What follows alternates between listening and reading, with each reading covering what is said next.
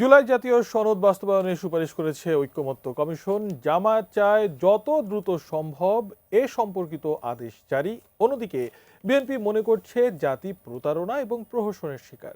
গণভোট নিয়েও আছে পক্ষ বিপক্ষের দিন দরবার। এনসিপির দাবির কাছাকাছি গিয়ে ইসির তালিকায় ফুটেছে নতুন প্রতীক শাপলা কলি। যদিও কলিতে নয়, পূর্ণাঙ্গ শাপলার আশাতেই আছে এনসিপি। অন্যদিকে ছোটখাটো নয়, বড় শক্তি নিয়ে নির্বাচন বানচালের চেষ্টা করা হবে বলে আশঙ্কা অন্তর্বর্তী সরকারের প্রধান উপদেষ্টা অধ্যাপক মোহাম্মদ ইউনূসের। চারিদিকে এখন অনেক বিষয়ের জট। কে খুলবে এত জট? এই শিরোনামেই আজকের স্বাধীন সংলাপ, সৌজন্যে আলোক হেলথ কেয়ার অ্যান্ড হাসপাতাল। আজ আমি আপনাদের সঙ্গে আছি মাশরাফি শশী। দুজন অতিথি আজকে আমাদের এই বিষয়ে আলোচনার জন্য স্টুডিওতে আমাদেরকে সময় দিচ্ছেন। চলুন তাদের সঙ্গে পরিচিত হওয়া যাক। আমাদের সঙ্গে আছেন মাহবুব কামাল, সিনিয়র সাংবাদিক। আপনাকে আমন্ত্রণ জানাচ্ছি এবং কৃতজ্ঞতা জানবেন। একই সাথে স্টুডিওতে আজকে আমাদেরকে সময় দিচ্ছেন শরীফ ওসমান হাদি, মুখপাত্র ইনকালাব মঞ্চ। হাদি, আপনাকে আমন্ত্রণ জানাচ্ছি এবং কৃতজ্ঞতা জানবেন। মাহবুব কামাল, আপনার কাছে আসতে চাই। আপনি নিশ্চয়ই আজকে বিএনপি মহাসচিব মির্জা ফখরুল ইসলাম আলমগীরের সংবাদ সম্মেলনটি দেখেছেন। তিনি বলছেন যে জুলাই জাতীয় সনদ বাস্তবায়নের আদেশ জারির এখতিয়ার সংবিধান অনুযায়ী অন্তর্বর্তী সরকারের নেই, এবং তিনি বলছেন একই সঙ্গে যে জাতীয় নির্বাচনের আগে গণভোট অনুষ্ঠান অপ্রয়োজনীয়, অযৌক্তিক এবং অবিবেচনাপ্রসূত। আপনার কাছে প্রশ্ন, জাতীয় নির্বাচনের আগে গণভোট অনুষ্ঠান আসলে কি অপ্রয়োজনীয়, অযৌক্তিক এবং অবিবেচনাপ্রসূত বলে আপনি মনে করেন কিনা? আচ্ছা, গণভোটের আগে আমি জুলাই সনদটা নিয়ে একটু কথা বলি। তারপরে দেখেন, আমরা রোগের ডায়াগনোসিসটাই করতে পারিনি। হ্যাঁ, এতে ট্রিটমেন্ট করবো কীভাবে? ডায়াগনোসিসই তো ভুল হয়ে গেছে। এবং ডায়াগনোসিস ভুল হওয়ার কারণে হয়েছে কি, আমরা একটা হোমিওপ্যাথি ট্রিটমেন্ট দিছি। সেটা হলো যে হঠাৎ বারে হঠাৎ কমে বেলাডোনা বেলাডোনা। হ্যাঁ, মানে হঠাৎ বারে হঠাৎ কমে, এটা যে অন্য কোনো রোগেরও উপশম হইতে পারে সেটা তো বুঝি নেই আর কি। দেখেন, আমরা মনে করছি যে ৭২-এর সংবিধান এর যত দোষ, হ্যাঁ, যত দোষ নন্দ ঘোষ। এই যে লুটতরাজ হয়েছে গত আমলে, এই যে কিলিং হয়েছে, হয়েছে নানা অব্যবস্থাপনা, এইটার মূলে আমরা মনে করি যে এটা ৭২-এর সংবিধান দায়ী। আসলে ৭২-এর সংবিধান দায়ী না, ৭২-এর সংবিধান দায়ী না, ৭২-এর সংবিধান ভায়োলেট করা হয়েছে। দেখেন, পৃথিবীর অনেক দেশে আপনার সংবিধান বহুবার পরিবর্তন করা হয়েছে, বাতিলও করা হয়েছে। হ্যাঁ, যেমন ধরেন ডোমিনিয়ন রিপাবলিক, এটা ৩২ বার চেঞ্জ করা হয়েছে। তারপরে ধরেন যে ভেনিজুয়েলা ২৬ বার করা হয়েছে, হাইতি অনেকবার চেঞ্জ করে, কিন্তু সেই সব দেশে কি মানে ভালো কিছু হয়েছে? হয় নাই। অন দ্য কন্ট্রারি, যেসব দেশে নামকা ওয়াস্তে সংবিধান আছে, যেমন ব্রিটেন, আপনার নিউজিল্যান্ড, কানাডা, সেসব দেশ দেখেন, তাহলে দেখা যাচ্ছে যে সংবিধানের এখানে তেমন কোনো ভূমিকা নাই। ওর তো পরিবর্তন হয়েছে, নানাভাবে পরিবর্তন হয়েছে। ওগুলো ভেনিজুয়েলা, ডোমিনিয়ন রিপাবলিক, হাইতি, এগুলো হয়েছে তো। তাইলে মানে যদি তাই হয় যে যেসব দেশে সংবিধান পরিবর্তন করে চেষ্টা করা হয়েছে কিন্তু ফেল করছে, জবাবদিহিমূলক গণতান্ত্রিক প্রতিষ্ঠান করা, তাইলে সংবিধানকে এইভাবে মানে পরিবর্তন করা বা বাতিল করার উদ্যোগে কি হবে, এটার কি কোনো গ্যারান্টি আছে? আমি তো মনে করি গ্যারান্টি নাই। দেখেন, ৮৪টা সংশোধনী প্রস্তাবের মধ্যে আপনার ৪৮টা আপনার এইখানে ঢোকানো হয়েছে, এই ফাইনাল যেটা। আমি বলি কি, যে রোগ একটা অথবা দুইটা ওষুধে সারে না, সেই রোগ এক মুঠ ভর্তি ওষুধে সারবে না। যে রোগ সারার ১-২টা ওষুধে সারবে, কিন্তু ১ মুঠ বা ২ মুঠ ওষুধ খাচ্ছেন, ওই রোগ সারবে না। মানে তাহলে বলছি কিভাবে এই রোগ সারবে? বলছি আমি আপনাকে। দেখেন, এত কিছু বিরাট ক্যানভাস, হ্যাঁ, মানে মনে হচ্ছে যে এটা একটা মানে বিরাট ব্যাপার আর কি। যাই হোক, আপনি বলছেন যে গণভোট, না গণভোট কনস্টিটিউশনে কি? আপনি কনস্টিটিউশন বাতিল করেন নাই, করছেন? না, এখন পর্যন্ত বহাল আছে। বহাল আছে না? তাইলে তো আপনি কনস্টিটিউশন যদি বহাল থাকে, তাহলে তো আপনি কনস্টিটিউশন অনুযায়ী কাজ করবেন। যে গণভোটের কথা বলা হচ্ছে, এই গণভোটের প্রভিশন কনস্টিটিউশনে নাই। জিয়ার গণভোট, এরশাদের গণভোট আনকনস্টিটিউশনাল। কনস্টিটিউশনে যে গণভোটের কথা বলা আছে সেটা হচ্ছে যে পার্লামেন্টে কোনো বিল পাশ হওয়ার পরে যদি দেখা যায় সেই বিলটা সংবিধানের মৌলিক চেতনার সাথে কনফ্লিক্টিং, তাইলে শুধু পাশ হইলে চলবে না, জনগণের রায় নিতে হবে যে এইটা মানে ইয়ে করা যায়, মানে কি করে যে এটা আইন হিসেবে থাকবে কি না। যেমন ধরেন আপনি যদি পাশ করেন, মানে আপনার 2/3 মেজরিটি আপনি পাশ করলেন যে আপনার এই যে প্রাইম মিনিস্টার থাকবে সে আজীবন প্রাইম মিনিস্টার থাকবে, এটা তো সংবিধানের স্পিরিটের সাথে কনফ্লিক্টিং, এটা তো আপনি পাশ করলে হবে না। কিন্তু মানে মাহবুব কালাম ভাই, আমি এখন পর্যন্ত ব্যাপারটা যদি সহজভাবে বুঝে থাকি, যে এই গণভোটের আয়োজনটা করা হচ্ছে জুলাই জাতীয় সনদ কিভাবে বাস্তবায়িত হবে একটা ম্যান্ডেটের জন্য, ম্যান্ডেটের প্রাথমিক স্তর। এই জুলাই সনদ গণভোট দ্বারা ধরেন এন্ডোর্সড হলো, পরবর্তীতে যারা সংসদ গঠন করবে সেই সংসদ তো সংবিধান সংস্কার বলি বা পরিবর্তন পরিমার্জন করে সেটা যদি এন্ডোর্সমেন্ট করে, সেই ক্ষেত্রে কি আপনার কথাটা আমি বুঝছি, আপনার কথাটা বুঝিনি তো এমন তো না। কথাটা হচ্ছে যে অ্যাজ সাচ গণভোটের প্রভিশন তো ইসে নাই। যেমন শাহাবুদ্দিন গণভোটটা কনস্টিটিউশনাল ছিল, হ্যাঁ, কারণ ওইটা সংসদে পাস হয়েছে, প্রেসিডেন্সিয়াল ফর্ম থেকে পার্লামেন্টারি ফর্মে পাস হয়েছে, তখন শাহাবুদ্দিন সাহেব বললেন যে এইটা আসলে আইন হবে কিনা। তাহলে আপনি মানে মনে করছেন যে গণভোট এটা আসলে অপ্রয়োজনীয়, না, আমাকে কথা বলতে দেন। অ্যাঙ্কর হলেই কি ইন্টারাপ্ট করতে হবে? না, ঠিক আছে, বলুন। না, আপনাদের একটা সেট আইডিয়া থাকে, সেগুলো দিয়ে আপনারা ইয়ে করেন। আমি তো গেস্ট, আমাকে কথা বলতে দেন। অবশ্যই আপনি বলবেন, বলুন। আমাকে শেষ করতে দেন। জি। তো ফলে এইটা যে তখন এটাই হয়েছে যে এটা পাবলিক এটা মানছে কিনা, তখন গণভোট হলে মানছে, এটা হয়ে গেছে। তো এখন মানে আপনি গণভোট করতেছেন, এটা আনকনস্টিটিউশনাল।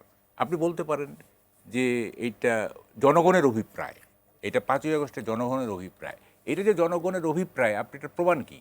আমরা তো জানি 5ই আগস্টের যে মূল স্পিরিট সেটা ছিল ভোট, মানুষ স্বাধীনভাবে ভোট দিতে পারছে না, মানুষ কি বলে যে বাকরুদ্ধ অবস্থায় আছে, একটা গুমট পরিস্থিতি, লুটপাট হচ্ছে, এইটা থেকে মানুষ মুক্তি চাইছে। এইভাবে জুলাই সনদ করে আপনার গণভোট করে এটা কি করে, এটা তো পাবলিকের অভিপ্রায় ছিল না 5ই আগস্ট। আচ্ছা, তারপরে আপনি যে গণভোটে দিচ্ছেন, তাই না, এইটার কন্টেন্টটা কি, এটা সাধারণ মানুষ কি জানে? গ্রামের মানুষ কি জানে? কনস্টিটিউশনের ব্যাপারগুলো সবচেয়ে বেশি জানে সুপ্রিম কোর্টের লয়াররা, যারা কনস্টিটিউশনে ইয়ে করে। ওইটা কতজন? এরা 2 থেকে 3 হাজার লোক। তার 2-3 হাজার লোক যেটা বুঝে, সেইটা আপনি গণভোটে দিচ্ছেন। তা আমি হ্যাঁ দিব না দিব, আমাকে তো বুঝতে হবে যে ওখানে কি কি আছে। সেই সীমাবদ্ধতা বা কি পদ্ধতিতে হবে সেটা নিয়েও আমরা আলোচনা করব। অবশ্যই সেটাও এই আলোচনাতেই আলোচনা হবে। আমি অসংখ্য ধন্যবাদ জানাচ্ছি। আমি আবারও ফিরবো আপনার কাছে, শরীফ ওসমান হাদী, আপনার কাছে আসতে চাই। মাহবুব কালাম যেমনটি বলছিলেন, মানে একেবারে শেষ থেকে যদি শুরু করি, যে জুলাই সনদ এটা কি আসলেই জনগণের অভিপ্রায়, বা জুলাইয়ের যে প্রেক্ষাপটে, জুলাইয়ের আগমন যে প্রেক্ষাপটে এখন আমরা বসে আছি, সেখানে কি এখনকার যে আলোচনা, সেই আলোচনা কতটুকু প্রাসঙ্গিক ছিল? ধন্যবাদ। প্রথমত আমরা যে আলোচনা এখন আছি, এই আলোচনা আসলে প্রাসঙ্গিকতা নাই কেন, এই আলোচনা আমরা আরও 9 মাস আগে শেষ করে সামনে গেছি। এরপর আমি ছোট করে শুধু একটু রেসপন্স করি ভাই যেটা বললেন, যাতে আলোচনাটা মিসলিডিং না হয়। ভাই বললেন না যে অনেক দেশে সংবিধান বারবার পরিবর্তন করেছে, তারপর তো তাদের ইমপ্রুভমেন্ট নাই। তো ভাই যেই 3টা দেশের নাম বলেছেন, অত উন্নত রাষ্ট্র তো আর না। আবার ভাই ইংল্যান্ডের তুলনা দিয়েছেন যে তাদের তো নামকাস্তের সংবিধান, অথবা না, তাদের নামকাস্তের সংবিধান না, তাদের সংবিধান হলো রিটেন কনস্টিটিউশন নাই, তাদের কনভেনশনস অ্যান্ড ভ্যালুজ হলো তাদের সংবিধান। তাহলে ধরেন রিটেন সংবিধান খুব ছোট, দুনিয়ার কাদের, আমেরিকার খুব ছোট পাতলা সংবিধান। এখন আমরাও যে ডিবেট করতে পারতাম, আমেরিকার এত পাতলা কনস্টিটিউশন যেটা ট্যাক্সি ড্রাইভার পড়েও বোঝে, এত সহজ ভাষায় এবং খুবই পাতলা। তাহলে 72-এ আপনারা সবাই মিলে কি সংবিধান বানাইলেন, যেটা বাংলাদেশের যারা মাস্টার্স পাস করে ঢাকা বিশ্ববিদ্যালয় থেকে, তারা যখন বিসিএস এর কোচিং করে, সেই বিসিএস এর কোচিং করার জন্য বাংলাদেশের যে মূল টেক্সট সংবিধানের, এইটা পড়ে কেউ বোঝে না। প্রমাণ, আপনি নীলক্ষেতে গিয়ে দেখবেন, নীলক্ষেতে আবার সংবিধানের 2য় বই আছে লেখা সহজ ভাষায় বাংলা সংবিধান, বাংলাদেশের সংবিধান। তাহলে এই সংবিধানটা আপনি কার ভাষায় কার জন্য বানাইছেন? যেটা আমি রিক্সাওয়ালাও বলছি না, ভাই বলছি একটু গ্রামের মানুষ বুঝি কিনা জুলাই সনদ, রাইট? তো আমি গ্রামের মানুষ বাদ দিলাম, রিক্সাওয়ালা ভ্যানওয়ালাও বাদ দিলাম, আমি ঢাকা বিশ্ববিদ্যালয়, এবং আমি এটা দায়িত্ব নিয়ে বলছি, আমি যেহেতু ওখানে পড়েছি, এবং অগণিত বিসিএস ক্যান্ডিডেট যারা বিসিএস এর প্রিপারেশন নেয়, তাদেরকেও আমি দীর্ঘদিন কোচিং করিয়েছি। এবং তাদের টেবিলে আপনি এখনো যদি যান, নিশ্চয়ই আপনাদের বন্ধুরা থাকলে দেখবেন যে বাংলাদেশের মানে সরকার থেকে যে প্রকাশিত সংবিধানটা সেটা তাদের হচ্ছে না, কারণ সেখানের ভাষা পড়ে তিনি বুঝতে পারেন না। তাহলে আপনার দেশের বড় ইউনিভার্সিটির মাস্টার্স পাস করা শিক্ষার্থী আপনার লিখিত সংবিধান বোঝে না, তাহলে এই সংবিধানের স্পিরিট সব বাদ, শুধু ভাষাগত দুর্বুদ্ধতার কারণেই তো এটা কোনো গণসংবিধান না। এটা 100 ডিবেট আছে এটা কেন 72-এর সংবিধান না, সংবিধানটা গণসংবিধান না, জনগণের সংবিধান না, এর একাডেমিক বিতর্ক আছে। নাম্বার 1 আমি বললাম। তাহলে ভাই বললেন না যে জুলাই সনদ গ্রামের মানুষ বুঝে কিনা, তাহলে একই প্রশ্ন, আমাদের যে 72-এর সংবিধানের প্রতি ভীষণ ভালোবাসা সেইটাকে গ্রামের মানুষ বোঝে কিনা সেটার ছোট একটা প্রমাণ বললাম যে ঢাকা বিশ্ববিদ্যালয়ের শিক্ষার্থীরাই বোঝে না। প্রমাণ, নীলক্ষেতে গিয়ে একদিন দাঁড়াই থাকেন যেখানে বিসিএস এর বই বিক্রি করে, দেখেন সবাই চলতি ভাষায় সংবিধান কিনে নিতেছে। এটা আমি আপনাকে বলে রাখলাম। নাম্বার 2, এখন আর একটা ব্যাপার যেটা এখানে খুব গুরুত্বপূর্ণ আপনারা আলোচনা করলেন, এই আলাপটা আমাদের জন্য জরুরি, সেটা হলো সংবিধান পরিবর্তন তো দুনিয়া অনেক আচ্ছা তাহলে ভালো দেশের নাম কি? সংবিধানকে পরিবর্তন হয় না? সংবিধান তো দূরের কথা, দেখেন ফ্রান্স তো আমাদের কাছে বড় রাষ্ট্র, তাই না? এবং যারা সভ্যতা এগিয়ে গেছে, ফ্রান্সে এখন 5th রিপাবলিক চলতেছে। 5th রিপাবলিক এর মানে আপনি আজ থেকে 50-60 বছর আগে যেটা করেছেন হয়তো ওই সময়ের প্রয়োজন ওইটা ঠিক ছিল, কিন্তু যখন আপনি পিপলস উইল হলো সব থেকে বড় সংবিধান, যে আমরা এখানে যেটা করতে পারি নাই গণসার্বভৌমত্ব, আমরা এখানে বারবার রাষ্ট্রকে সার্বভৌম বলি। দেখেন আমরা যখনই আমরা না বুঝেই বলি যে রাষ্ট্র সার্বভৌম, না, কোনোদিন রাষ্ট্র সার্বভৌম না, জনগণ সার্বভৌম। প্রমাণ, আপনি যখনই বলবেন রাষ্ট্র সার্বভৌম, এই রাষ্ট্র শব্দটার সাথে আপনার পুলিশ, আপনার আর্মি, আপনার আমলা, আপনার প্রতিষ্ঠান এইগুলো এম্পাওয়ার্ড হয়, জনগণ। আলোচনাটা তো আসলে অনেক তাত্ত্বিক দিকে চলে যাচ্ছে। আমি আমার নিচের এবং আমার দর্শকদের মানে বোধগম্যতার জন্য একটু যদি এভাবে আলোচনাটা করি, আপনি বলছেন 72-এর সংবিধান অনেক দিক থেকে বোধগম্যতা এবং গ্রহণযোগ্যতা দিক থেকে ছোট যুক্তি, একেবারে ছোট যুক্তি। আমি সেই যুক্তিতেই বলছি, মানে জুলাই সনদ এখন পর্যন্ত নতুন যে সংবিধান হবে সেটা তো হয়ে ওঠেনি, তো জুলাই সনদ যেটা হলো সেই জাতীয় সনদ পড়ার জন্য কি আবার গাইড বই লাগবে নাকি? এইটা হলো গুরুত্বপূর্ণ কথা। এটা আমরা ইনকিলাব মঞ্চ থেকে সংবাদ সম্মেলন করে 5 দফা দিয়েছিলাম, তার মধ্যে খুব সিগনিফিকেন্টলি বলেছিলাম যে তৎসমবহুল যেটা পড়ার জন্য আবার একটা বই লাগবে সেই সনদ করা যাবে না। এখন আমি আপনার সাথে যেটা একটু যোগ করতে চাই, যেটা আজকে সব থেকে গুরুত্বপূর্ণ আলোচনা, ভাই বললেন না যে নতুন সংবিধান বলেন অথবা এই গণভোট সবকিছুই তো আনকনস্টিটিউশনাল। অফকোর্স এটা আনকনস্টিটিউশনাল। এই যে গভর্নমেন্ট, এটিকে একটা কনস্টিটিউশনাল গভর্নমেন্ট, এটা তো একটা এক্সট্রা কনস্টিটিউশনাল গভর্নমেন্ট। এখন ধরেন আমরা ঠিক কিসের ভিত্তিতে, আবার ভাই যেটা বললেন না যে এইটা হলো সংবিধানের মৌলিক চেতনার, তো এই যে আপনি যেটাকে 72-এর সংবিধানে মৌলিক চেতনা বলছেন, ব্যাপার হলো বর্তমানের পিপলস উইল সেইটাকে বলছে কিনা, কারণ এটা আপনি কোন নিক্তি দিয়ে মাপবেন। ওকে, নিক্তি আছে আমাদের একটা। প্রথমত হলো এখানে একটা ঐতিহাসিক গণ অভ্যুত্থান ঘটে গেছে 24-এ। তাহলে ভাই বললেন না যে মানুষ এখানে ভোট দিতে পারে নাই এই জন্য গণ অভ্যুত্থান হয়েছে, না, গণ অভ্যুত্থান কিসের প্রেক্ষাপটে হয়েছে সেটা তো আপনার হাতে আছে, আপনি বের করেন এখন 9 দফা, সেই 9 দফা থেকে আপনি 1 দফায়, মানে আন্দোলনটা তো হুট করে হয়ে যায় না, রাইট? এই আন্দোলনটা কিভাবে 9 দফা হলো, সেই 9 দফা কিভাবে 1 দফা হলো, এবং এই 1 দফাকে দেখেই কিন্তু বাংলাদেশের আপামর মানুষ নেমেছে। তো 1 দফার একদম এক শব্দে যদি বলি সেটা ছিল ফ্যাসিবাদী ব্যবস্থার বিলোপ। আই রিপিট, ফ্যাসিস্ট শাসকের বিলোপ না, শেখ হাসিনারও পতন না, ফ্যাসিবাদী ব্যবস্থার বিলোপ। এই ফ্যাসিবাদী ব্যবস্থার মধ্যে 72-এর সংবিধান থেকে আজ পর্যন্ত এই নির্বাচনের অবস্থা থেকে শুরু করে পুরো রাষ্ট্র কাঠামো নতুন করে গড়ে তুলতে হবে। 72-এর সংবিধানেও লেখা আছে বৈষম্যহীন একটা সমাজ গড়তে হবে, না, সুন্দর ঠিক আছে, জুলাই সনদেও তো লেখা নেই। কেন নাই আমি আপনাকে বলি, 72-এর সংবিধান একজন মানুষকে ফ্যাসিস্ট হয়ে উঠবার সমস্ত এলিমেন্টস কম্পোনেন্টস দিয়ে রেখেছে। কিরকম? এই দুনিয়ার সমস্ত ক্ষমতা একমাত্র নির্বাহী বিভাগের প্রধানের কাছে, প্রধানমন্ত্রীর কাছে। আপনার এই সংবিধানের মধ্যে কি কোনো পাওয়ার চেকস এন্ড ব্যালেন্স আছে পাওয়ারের? আর একটু সহজ ভাবে মানে জানতে চাই যে এই জুলাই সনদের আলোকে পরবর্তীতে যে সংবিধানটা হবে, মানে আমরা কিভাবে সেটা নিশ্চিত হয়ে যাচ্ছি যে সেটাই একেবারে মাহবুব কামাল ভাই যেমনটি বললেন যে সর্বরোগের মহৌষধ, সেটার কোনো লুপহোলস যদি বের হয় তখন কি সেটা ফেলে দিব? এই অফকোর্স ফেলে দিব, অফকোর্স ফেলে দিব। মানে দেখেন তাহলে সলিউশনটা এখন কোন দিকে যাচ্ছে? সলিউশনটা হচ্ছে পিপলস উইল একটা গণ অভ্যুত্থান করেছে কিসের জন্য? ফ্যাসিবাদী ব্যবস্থা বিলোপের জন্য। সেই ফ্যাসিবাদী বিলোপের জন্য আপনার একটা একদম মেরামত লাগবে, নতুন করে রাষ্ট্র নির্মাণ লাগবে। এই জন্য যত জায়গা আপনার কম সময় সম্ভব হয়েছে আপনি এখন সামনে নিয়েছেন। এই নতুন সংবিধান তৈরি করবে জনগণ, মানে জনগণ যাকে এখতিয়ার দিবে। এর মানে গণভোট এখন কি করছে? গণভোট সামনের পার্লামেন্ট যে একটা নতুন সংবিধান তৈরি করবে সেটার ম্যান্ডেট দিবে। এবং আপনি জানেন জুলাই সনদে দেওয়া আছে প্রথম 9 মাস, মানে এক্স্যাক্টলি 270 দিন, 9 মাসও বলা হয় নাই, মানে বলেছে। হাদি ভাই তাহলে সেই একেবারে বেসিক প্রশ্নে আবার ফিরে বলেন, যেতে বলেন। হবে যে যেই দলটা জনগণের ভোটে নির্বাচিত হয়ে যদি 2/3 মেজরিটি নেয়, আপনাদের তাহলে কেন মনে হচ্ছে যে না তারা জনগণের পালস বুঝতে পারছে না, না? না, মানে কিন্তু issue আছে। সেই দেখেন। প্রশ্ন ঠিক আছে, আমি সেই আলোচনাতেও যাব। একজন দর্শক আমাদের সঙ্গে ফোনে যুক্ত হয়েছেন। আসসালামু আলাইকুম দর্শক, আপনার পরিচয় দিয়ে প্রশ্নটি করুন। ওয়ালাইকুম সালাম। আমি শরীয়তপুর থেকে মোহাম্মদ গোলাম মুস্তফা বলছি। জি বলুন আপনার প্রশ্নটি করুন। আমি শরীয়তপুর থেকে মোহাম্মদ গোলাম মুস্তফা বলছি। আমাদের আমন্ত্রিত অতিথিদের কাছে আমার প্রশ্ন, এখন আমরা সংস্কার নিয়ে ইলেকশন নিয়ে ব্যস্ত, কিন্তু আমার বয়স প্রায় 55। 30 বছরের মধ্যে আমি বাংলাদেশে বর্তমান যে অর্থনৈতিক দুর্ভিক্ষ, গ্রাম অঞ্চলে আসলে মানুষ বর্তমানে অর্থনৈতিক এমন স্থবিরতা চলতেছে, আমার মনে হয় দেশ ভয়াবহ দুর্ভিক্ষের দিকে আগাইতেছে। গ্রামে না আসলে এটা বোঝা যেত না।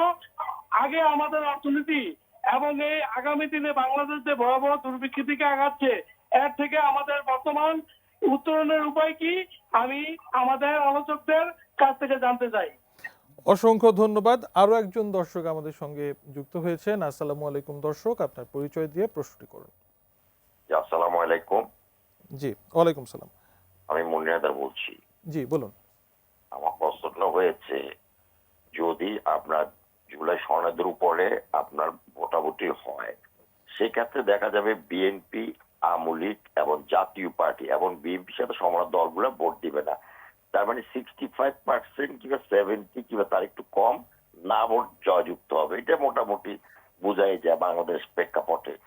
তাহলে এই জুলাই সনের ভিতর যদি না ভোটে হয়, তাহলে আমরা যে 270 দিন এই যে আমাদের বিদেশ থেকে হায়ার করে বড় বড় প্লেয়ার আনি একটা জুলাই সনদ নামে একটা জিনিস তৈরি করলাম, এটার কি হবে? এটা কি ওখানে উল্লেখ আছে কিনা?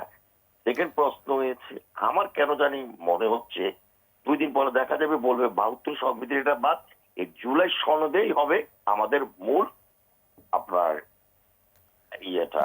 অসংখ্য ধন্যবাদ। না আপনার মনে হওয়ার মতো অনেকটাই মানে একই রকমের মনে হয়, ঠিক আমাদের শরীফ ওসমান হাদিও অনেকটা একই ধরনের কথাই বলছিলেন, আপনি মনে হয় সেটারই এক্সটেনশন করলেন। অসংখ্য ধন্যবাদ। দুজন দর্শক ছিলেন। হাদি ভাই আপনার কাছে যেহেতু ছিলাম, আমি আপনার কাছেই সেই প্রশ্ন দিয়েই আসতে চাই। প্রথম দর্শক যিনি বলছিলেন যে বর্তমান তিনি খুবই মানে বিমর্ষকর একটি অবস্থা দেখছেন, দুর্ভিক্ষের মতো অবস্থা দেখছেন, ঠিক তার প্রশ্নের উত্তর অবশ্যই আপনি আপনার মতো করে দিবেন। আমি সেই প্রশ্নের সাথে একটু সংযুক্ত করতে চাই। আপনি যে জুলাই সনদ, যেই সংবিধান সংস্কার সবকিছু হচ্ছে ভবিষ্যৎ নিয়ে, গত 14 মাসে বাংলাদেশ এই মুহূর্তে বর্তমানে যে অবস্থাতে আছে, সেই বর্তমান সুন্দর ভবিষ্যতের আশা স্বপ্ন কিভাবে দেখায় আপনাকে? আচ্ছা, প্রথমত হলো ভাই যেটা বললেন যে অর্থনৈতিক দুর্ভিক্ষর কথা, দেখেন মানে আমি নিজেও গ্রাম থেকেই ঘুরে এসেছি। জি। মানে ব্যাপারটা এমন না যে আমাদের গ্রামে আত্মীয় স্বজন নাই বা আমরা বাজার করি না, বাজার করি। তো প্রথম কথা হলো একদম টু বি অনেস্ট যেটা, সেটা হলো আপনি উপজেলা শহরগুলোতে যদি আপনি ঘোরেন তাহলে দেখবেন যে দোকানে জিজ্ঞেস করলে যে তাদের বেচা কিনা কম।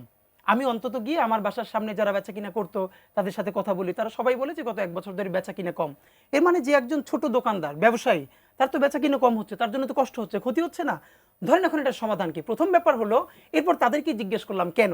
এই কেনর উত্তরটা হলো, এর আগে লুটপাট যেই মাফিয়াতন্ত্র করেছে হাজার হাজার কোটি টাকা, তারা সবাই দোকান থেকে বেশি কিনতো, এখন তারা হাজার হাজার কোটি টাকা নিয়ে সবাই পালিয়ে গেছে। প্রথমত কাস্টমার নাই। আপনাকে ছোট প্রমাণ বলি, বলেন তো এইবার কোরবানিতে আপনি একটা পত্রিকার ছবি দেখেছেন 5 লাখ টাকার গরু, 10 লাখ টাকার গরু? নাই। মানে যাদের হাতে টাকাটা ছিল তারা শহরে নাই, তারা ঢাকা, এবং যারা দেশ পালায় নাই দেশের মধ্যে আছে, তারা টাকাটা ছাড়ছে না। নাম্বার 1। নাম্বার 2, এখন হাজার হাজার কোটি টাকা পাচারের পরে এইটা আপনি ঠিক কতদিনে ফিরে আনবেন? মানে আপনি 15 বছর ধরে একটা বিল্ডিং ধ্বংস করেছেন, আপনি এখন ধরেন এইটা যদি অস্বীকার করে কেউ যে না মানুষ কষ্টে নাই, এটা তো খুব বোকামি। কেন করবে? আর আমি তো সরকারের পার্ট না। কিন্তু বাস্তবতা যেটা হলো, এই যে এটা কার? এটা কি এই সরকারের? তাহলে সমাধান হলো ঠিক আছে, হাসিনা ভালো ছিল তারে ফিরিয়ে আনো, কারণ তার সময় মানুষ ভালো ছিল খুব। এইটা হাদি ভাই, বলেন। এখন আপনার এই স্ট্যাটিস্টিক্স বা এই বিশ্লেষণ যদি আমি মানে মেনে নিই, তাহলে আমাকে বুঝতে হবে যে আপনি যে সেক্টরটার কথা বলছেন জিডিপিতে তার অবদান, সার্ভিস সেক্টর 51%, এবং এই 51%র একটা বড় অংশ আওয়ামী লীগের নেতাকর্মীরা তারা নিয়ন্ত্রণ করতো, এবং তারা এই মুহূর্তে দেশের বাইরে। এই জন্য দেশের সার্বিক অবস্থা এমন, মানে ব্যাপারটা আমার ব্যক্তিগতভাবে হজম করে নিতে আসলে একটু কষ্ট হচ্ছে। আমি আপনাকে বলি, শুনেন, আপনি যেটা বলছেন আপনার কথাই সত্য।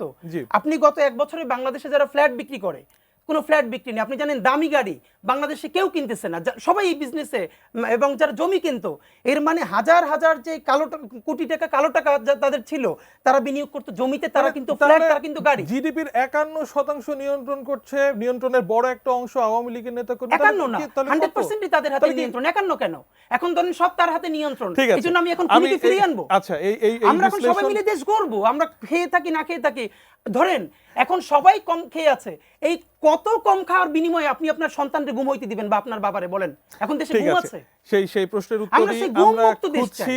আরো একজন দর্শক এই মুহূর্তে লাইনে আছেন। আসসালামু আলাইকুম দর্শক, আপনার পরিচয় দিয়ে প্রশ্ন করুন।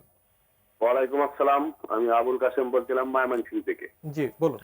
যে আমি ওনাদের কাছে প্রশ্ন করতে চাই, আওয়ামী লীগ ফ্যাসিস্ট, ওনাদেরকে দেশ থেকে বাইর করে দেওয়া হয়েছে, বিএনপি চাঁদাবাজ, এরপরে জামাত ইসলাম যুদ্ধ অপরাধী, এনসিপি হলো লুপ্তরাজ, তাহলে আমরা সাধারণ মানুষ যারা আছি আমরা ভোটটা দিব কারে? অসংখ্য ধন্যবাদ।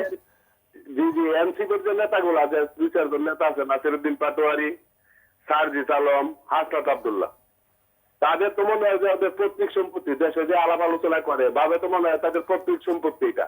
জি অসংখ্য ধন্যবাদ, আমরা আপনার প্রশ্নটি বুঝতে পেরেছি। আরো একজন দর্শক আছেন। আসসালামু আলাইকুম দর্শক, আপনার প্রশ্নটি করুন। হ্যালো, আপনি নিশ্চয়ই আমার কথা শুনতে পাচ্ছেন, আপনার পরিচয় দিয়ে প্রশ্নটি করুন।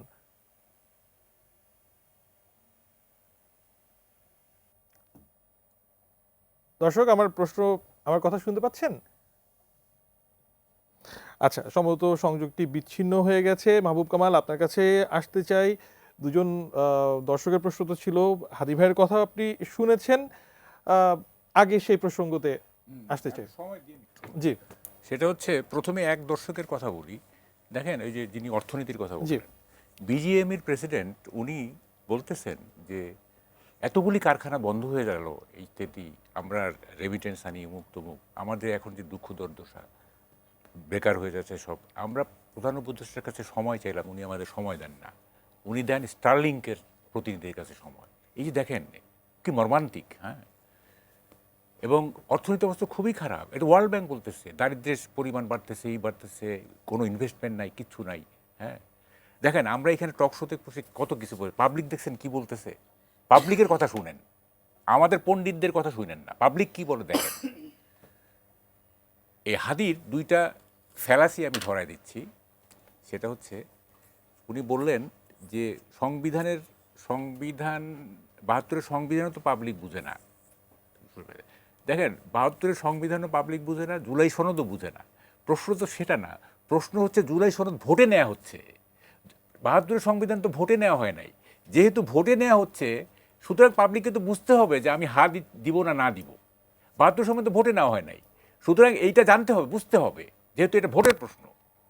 2 নম্বর হচ্ছে, উনি বললেন যে 72-এর স্পিরিট কি ঠিক মানে ভালো, আমি তো সেটা বলি নাই। আমি বলছি যখন শাহাবুদ্দিন সাহেব যখন এই যে প্রেসিডেন্সিয়াল ফর্ম থেকে পার্লামেন্টারিতে গেল, তখন 72-এর কনস্টিটিউশনের সাথে এটা কন্ট্রাডিক্ট করে কিনা এইটা বোঝার জন্য আপনার গণভোট হয়েছে। ইট ডাজ নট মিন যে 72-এর সংবিধানের স্পিরিট ভালো, সেটা তো আমি বলি নাই। হ্যাঁ, এটা নিয়ম হচ্ছে যে যদি পাস হয় বিল, তাইলে জনগণ থেকে মতামত যাচাই করতে হবে, দ্যাট ইজ দ্য পয়েন্ট। এখন দেখেন, মূল কথায় আসি, পাকিস্তান কেন ভাঙছিল বলেন তো? পাকিস্তান ভাঙার মূল কারণটা কি? পাকিস্তান ভাঙার মূল কারণটা হচ্ছে পাকিস্তানের যে সংবিধান, সেইটা আমাদের এই পূর্ব পাকিস্তানের মানুষকে ধারণ করতে পারে নাই। ঠিক আছে, সংবিধান ধারণ করতে পারে নাই বলে পাকিস্তানটা ভেঙে গেছে, এটা হচ্ছে বেসিক। আমাদের যে জুলাই সনদ, এই জুলাই সনদ তো আমাদের জাতীয় ঐক্যকে ভেঙে দিচ্ছে। কীভাবে দিচ্ছে দেখেন, ঐকমত্য কমিশন বলছে যে যদি না ভোট হা ভোট জয়যুক্ত হয়, তাহলে নোট অফ ডিসেন্টগুলি থাকবে না। ঠিক আছে, তাহলে এখন দেখেন, ধরার কথার কথা যে বিএনপি বা কি বলে যে ক্ষমতায় আসলো, তাই না? তা বিএনপি ক্ষমতা, যেহেতু নোট অফ ডিসেন্টগুলি বাতিল হয়ে যায়, তাহলে তো বিএনপিকে এনসিপি জামাতের যেগুলি বলছে সেগুলি দিয়ে দেশ চালাইতে হবে। তাদের নোট অফ ডিসেন্ট তো থাকতেছে না, তাই না? তাহলে তাদের শাসনটা কী হবে? 2 নম্বর হচ্ছে, ধরেন বিএনপি এটা হলো কি বলে যে না জয়যুক্ত হলো, হ্যাঁ, তাইলে কি হবে? না যদি জয়যুক্ত হয়, তাইলে তো বিএনপি কি করবে? কোনো কিছু মানতে চাইবে না। তখন তো মনে হবে যে সবই তো মানে কি বলে যে আমরা যা বলছি নোট অফ ডিসেন্ট দিছি সেটি তো মানে টিকে গেছে, সুতরাং আমাদের মতো করে আমরা দেশ শাসন করব। দেখছেন প্যারাডক্সটা কোন জায়গায়? ফলে এই যে মানে কি বলে জুলাই সনদ একটা যে অনৈক্য তৈরি করতেছে, ঐক্যের পরিবর্তে, এটা তো আমরা বুঝতেছি না, এটা বুঝতেইছি না আমরা। 2 নম্বর কথা হচ্ছে এই যে কে জানি বললো, কে বললো যে এই ভোট না, এই ভোট ধরেন যে যদি আওয়ামী লীগ তারপরে আওয়ামী লীগের ভোটাররা আওয়ামী লীগ এবং বিএনপি তারা সকলে মিলে যদি না ভোট দেয় তাইলে তো এটা জয়যুক্ত হবে না, তাই না? তাইলে কি করতে হবে? আমরা তো জিয়ার আমলের যে রেফারেন্ডাম দেখছি 98% ভোট পড়ছে, এরশাদের সময় 97% ভোট পড়ছে। হ্যাঁ, তাইলে কিভাবে এই জুলাই সনদকে আপনি কিভাবে মানে আইনগত ভিত্তি দিবেন যদি না ভোট জিতে যায়, তাই না? এবং এটা সম্ভাবনা বেশি তো, কারণ বিএনপির তো huge amount of voter, Awami লীগেরও তো, যদি আওয়ামী লীগ যদিও মানে কি 5ই আগস্টের পরে তার অনেক ইমেজের ক্ষতি হয়েছে, কিন্তু ভোটার তো আছে অনেক, জাতীয় পার্টির ভোটার কতগুলি পকেটে, যেমন রংপুরে জাতীয় পার্টির ভোট আছে। তো ফলে এটা যে জিতবে এমন তো কোনো গ্যারান্টি নাই। এবং দেখেন এই যে ফখরুল সাহেবরা ফখরুল সাহেবদের নিয়ে কথা বলতে ইচ্ছেই করে না তাদের, মানে এতদিন কী যে ওরা করলেন আর কি বুঝলাম না। উনি এখন বলে জাতির সঙ্গে প্রতারণা হয়েছে। আপনারা আগে বুঝেন নাই যে প্রতারণা হইতে পারে? আগে বুঝেন নাই? হ্যাঁ, একেবারে তো আনকন্ডিশনাল সাপোর্ট দিয়ে বসে থাকলেন। বাবু ভাই, ধরেন বিএনপি আগে বুঝেও হয়তো বা বলেনি, বা আমি আপনি বা সাধারণ দর্শক যারা বুঝছেন সব ঠিক আছে, তো ঐক্যমত্য কমিশন যারা এই প্রস্তাব করছে, যাদের নামটাই ঐক্যমত্য প্রতিষ্ঠার জন্য মানে কমিশন, আপনি বলছেন এটা বিভাজনের দিকে নিয়ে যাচ্ছে, তারা কি বুঝছে না? না, তারা তো কেন বুঝবে না? এইটা তো শুনেন, এটা একটা আরবিট্রারি একটা ব্যাপার চলতেছে, একটা জবরদস্তিমূলক ব্যাপার চলতেছে। পাবলিক ওপিনিয়নের তো এখানে কোনো মূল্য নাই, বা যে সমস্ত দল পাবলিককে রিপ্রেজেন্ট করে, প্রতিনিধিত্ব করে, সেই সমস্ত দল, যেমন বিএনপি তো সবচেয়ে বেশি লোককে রিপ্রেজেন্ট করে, তাই না? সবচেয়ে বেশি লোক মানে প্রিভেলিং যে সমস্ত যে 2টা পার্টি আছে, তাই না? তো বিএনপির যে নোট অফ ডিসেন্ট সেগুলি যদি আপনি বাদ হয়ে যায়, মানে হ্যাঁ জয়যুক্ত হলে, তাহলে কি হইলো? এটা একটা অনৈক্য হলো না? আপনার তো এটা অনৈক্য হলো, তো এটা তো ঐক্য থাকলো না, তাই না? তো ফলে এই যে আমরা কতগুলি জিনিস মানে বলতেছি না, এটা এক ধরনের জবরদস্তিমূলক বলতেছি, এই জবরদস্তি কিন্তু থাকবে না, বুঝছেন? এই জবরদস্তি থাকবে না। দেখেন পাবলিক কি বলতেছে, পাবলিক চাচ্ছে একটা ইলেকশন, এবং একটা ইলেকশন চাচ্ছে, এই সমস্ত এগুলি নিয়ে পাবলিকের কোনো মাথা ব্যথা নাই। আমি তো পাবলিকের সাথে মিশি। এখন এনসিপি যদি মনে করে যে হ্যাঁ তারা যে ভাবতেছে পাবলিক সেভাবেই ভাবতেছে, এটা তো ঠিক না। এটা জনমত হয় নাই তো, যে প্রত্যেক ক্রিয়ার তো একটা সমান বিপরীত প্রতিক্রিয়া আছে। তাহলে এই যে আপনি আধিপত্য বলছেন বা চাপিয়ে দেওয়া বলছেন, মানে এখন যাই ঘটছে এর সুদূর প্রসারী প্রতিক্রিয়া তাহলে দেশে কি হবে? আমি তো মনে করছি একটা গ্র্যান্ড ডিজাইন অনুযায়ী দেশ চলতেছে, এবং যা কিছু হচ্ছে this are all part of grand design. কোন রেজাল্ট অর্জনের জন্য হচ্ছে? এটা হচ্ছে, আমি বলতেছি যে ইলেকশনকে বানচাল করা অথবা ইলেকশনকে পিছিয়ে দেওয়ার একটা গ্র্যান্ড ডিজাইন আছে। এবং এইটা যা কিছুই হচ্ছে, যেমন ধরেন এই যে কতগুলো জিনিস কি সলভ হয়েছে, আপনি দেখেন কতগুলো জিনিস তো সলভ হয় নাই। হ্যাঁ, যেমন ধরেন যে এনসিপির তো, যেমন আজকে কি বলে শাপলা কলি, তারা তো চাচ্ছে শাপলা ফুল, এটা হয় নাই। তারা বলতেছে নির্বাচন কমিশন পুনর্গঠন করতে হবে। হ্যাঁ, তারা হলো আজকে তো নাসিরউদ্দিন পাটোয়ারি স্ট্রেট বলছে যে নির্বাচন হবে না। এবং ভাই, আমি এই পর্যায়ে আমাদের আজকের যে শিরোনাম সেই প্রশ্নটা আপনাকে না করে মানে এই লোকটা মানে সামলাতেই পারছি না। তাহলে কে খুলবে এত জট? কে খুলবে? শুনেন, কিভাবে যে জটিল জায়গায় দেশকে নিয়ে যাওয়া হয়েছে, যে জটিল, এত স্টেক হোল্ডার, এত মতামত, এত পণ্ডিত, এত মানে ফিলসফি, মানে এই দেশ কিভাবে একটা মোহনায় প্রবাহিত হবে, এটা খুব জটিল হয়ে গেছে।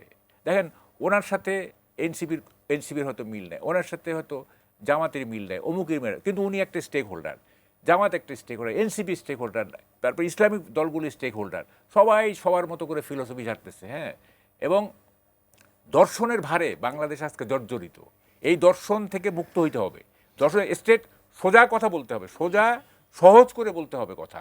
সহজ কথাটা হচ্ছে এই যে একটা ইলেকটেড গভর্নমেন্টের কাছে ক্ষমতা দিতে হবে, তা না হলে এই রেস্টলেসনেস কমবে না, এই যে এনার্কি করবে না, এই যে যখন তখন মানে এক ধরনের অস্থির। দেখেন প্রতিদিন কিছু না কিছু ঘটতেছে, প্রতিদিন কিছু। আপনি দেখেন এইগুলি বললে না, আমি একটা আমাকে সময় দেন।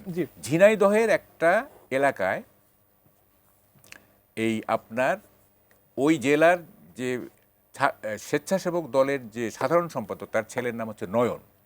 সেই নয়ন নাকি, এটা এটা আছে, ভিডিও আছে আমার কাছে, একটা মাইনরিটি ফ্যামিলির একজন গৃহবধূকে তুলে নিয়ে গেছে, তুলে নিয়ে যায়, বলে যে পরকীয়া। আমি এটা পরকীয়া হইলেই বা কি, তো যাই হোক 5-6 দিন রাখার পরে তাকে আবার ফেরত পাঠাইছে। এরকম 2-1 বার করার পরে আবার যখন প্রয়োজন হয়েছে তাকে ভোগ করার, তখন আবার গেছে আনতে, দেখে যে ওই মেয়েকে ওই কি বলে যে বাড়ি থেকে পাঠাইছে অন্য জায়গায়। তখন এই ফ্যামিলির লোকজনকে মারধর শুরু করছে, কেন তোরা তো দূরে পাঠাই দিলি, বা তাকে নিয়ে যেতে পারছে না। হ্যাঁ, সে হচ্ছে স্বেচ্ছাসেবক দলের সাধারণ সম্পাদকের ছেলে। এরপর লোকজন থানায় গেছে, হ্যাঁ গেছে, কিন্তু থানা মামলা নেয় নাই। এই অবস্থা যখন চলতেছে দেশে, হ্যাঁ, তখন আমরা জুলাই সনদ, এইটা সেইটা, এগুলিকে কেউ কিন্তু অ্যাড্রেস করতেছে না। হ্যাঁ, অসংখ্য ধন্যবাদ মাহবুব কামাল। আমার মনে হয় আপনার বক্তব্য মানে একেবারেই পরিষ্কার। ছোট ছোট বিভিন্ন রকমের ঘটনা ঘটছে, যেগুলো আসলে আপনি বলছেন যে একটা গ্র্যান্ড ডিজাইনের পার্ট। শরীফ ওসমান হাদী, আপনার কাছে আসতে চাই। মাহবুব কামাল বেশ কিছু আঙ্গিক থেকে কথাগুলো বলেছেন। আমি একটু আপনার প্রশ্নের সহজবোধ্যতার জন্য একটু সহজ করে দিতে চাই। আপনি কি আসলেই দেশে এই মুহূর্তে, মাহবুব কামাল যেমনটি বলছিলেন বা আমাদের দর্শকরা যেমনটি বলছেন, এমন জটিল কোনো পরিস্থিতি বা জট দেখেন কিনা, আপনি কি এটা প্রয়োজন অনুভব করেন কিনা যে এই জট খোলার বা এখান থেকে আরো সরল রাস্তা বেছে নেওয়ার প্রয়োজন আছে? দেখেন, কোনো রাজনৈতিক দল অথবা আমরা এখানে যারাই বসে আছি, কেউই বলবে না যে এখন দেশে কোনো সমস্যা নাই। দেশে হলো এখন সব থেকে বেশি সমস্যা। এর মানে এখন আমরা কি করব, আমরা কি কি সমস্যা সেইটা লিস্ট করব, নাকি আমরা সমাধানের পথে যাব? লাগবে তো সমাধান। তো who will bill the cat, মানে বিড়ালের গলায় ঘন্টিটা বাঁধবে কে? এখন দেখেন, আপনি আপনার পরিবারে 6 জন যদি মেম্বার থাকে, কেউ বয়সে কম, কেউ বয়সে ছোট, কিন্তু কে পরিবারের স্টেক হোল্ডার না? 18 কোটি মানুষের দেশ, আপনি কাকে স্টেক দিবেন না? সব থেকে সহজ সমাধান যেটা, সেটা তো হাসিনা করে দেখাইছিল এক না একতন্ত্র। কে কি বললো না বললো কোনো তোয়াক্কা দরকার নাই, যা বলছি তো বলছি।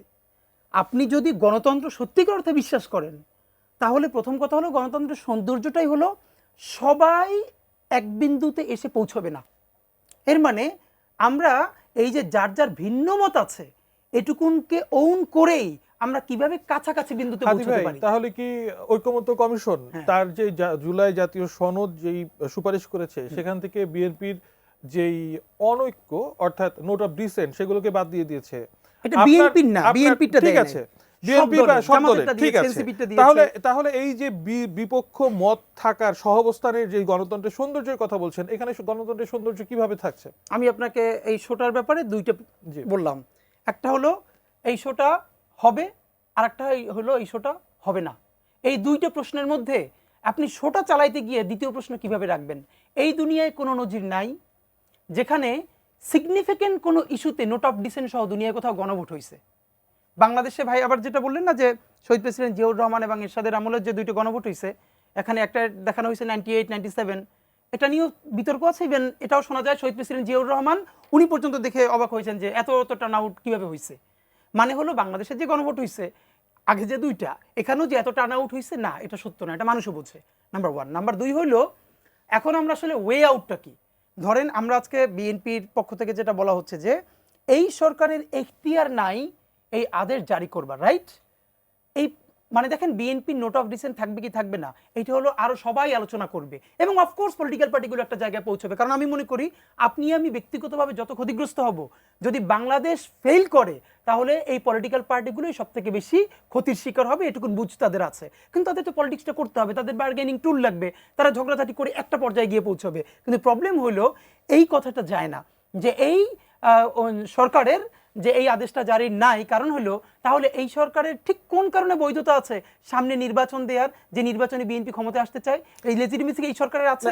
সেই বৈধতার একটা রেফারেন্সের কথা বলা হয়, আমি সেই প্রশ্নে যাচ্ছি না। এখন আপনি মানে আমরা যে এক্সট্রিম পর্যায়ে চলে আসলাম, আপনি বলছেন যে হয় এটা হবে, না হয় এটা হবে না, আমরা তো এখন এখানেই আছি। তো ধরেন এই জায়গার পরিবর্তে একটা গণতান্ত্রিক প্রক্রিয়াতে নির্বাচনের পর নির্বাচিত জনপ্রতিনিধিদেরকে ডিসাইড করতে দেওয়ার সেই সুযোগটার অপেক্ষা আমরা কেন করতে পারছি না? অতটুকু ধৈর্য মানে আমাদের না, আমার মনে হচ্ছে যেটা দেখেন, প্রথমত হলো পলিটিক্যাল ভ্যাকুয়াম কেউ পছন্দ করে না।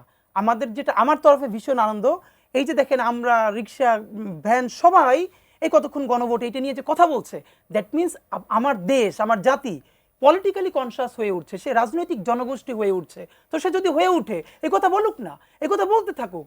মানে আপনি সবাই সবকিছু নিয়ে সচেতন হচ্ছে, কিন্তু জুলাই সনদে আসলে কি আছে সেটা নিয়ে না শুনুন, আমি আপনাকে বলি, আমার শোয়ের এই দর্শকরা আসলে আমি আপনাকে বলি, আমি আপনার এই শোতে আসছি না, আপনার এই পুরো হাউসে কি কি আছে সব কি আমি জানি?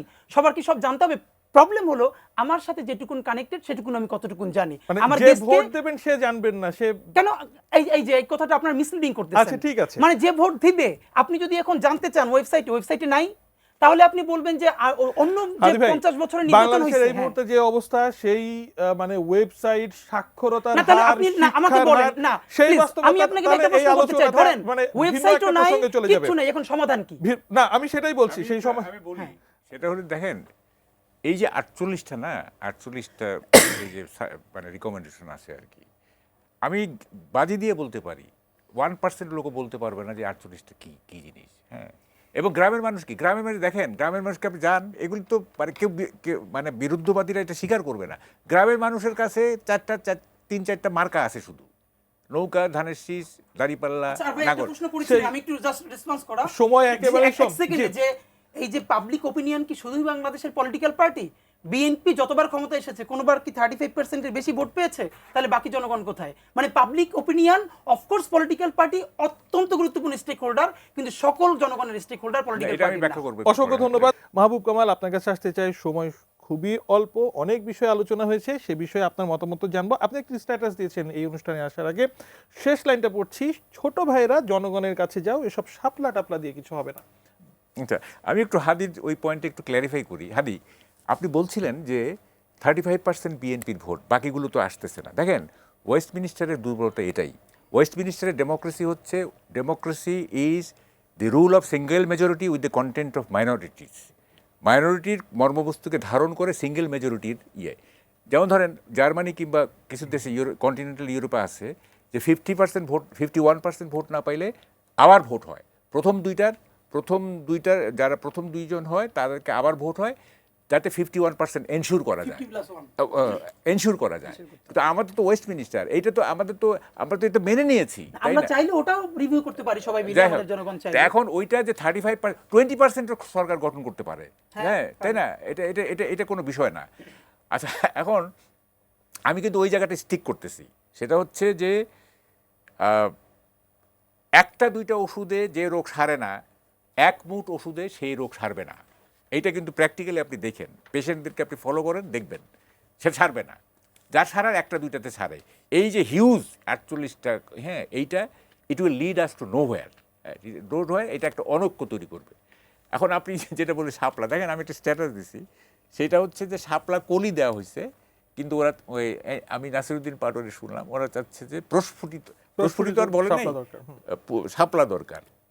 এখন আমি স্ট্যাটাস দিছি যে কলি যে মানে ফুল পর্যন্ত ফোটে, এইটা নিজস্ব নিয়মে ফোটে, এইটা স্বতঃস্ফূর্ত, বাইরের এক্সটার্নাল ফোর্স এটা ফুটাইতে পারবে না, হাজার চেষ্টা করলেও ফুটাইতে পারবে না। কলির নিজস্ব নিয়মে এটা ফুটবে স্বতঃস্ফূর্তভাবে।